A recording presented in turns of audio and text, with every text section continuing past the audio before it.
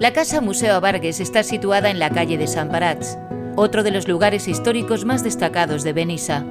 Aquí se descubre una calle estrecha con aceras empedradas que esconde una magnífica concentración de casas señoriales.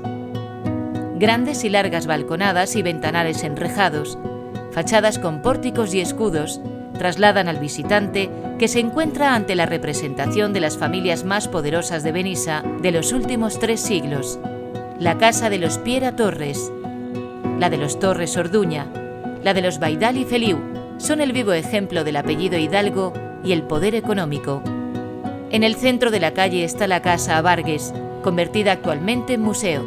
Construida en el siglo XVI y restaurada posteriormente, conserva en la fachada una réplica fiel del escudo original de la familia con sus 2 abarcas, un tipo de zapato que da el nombre a la saga.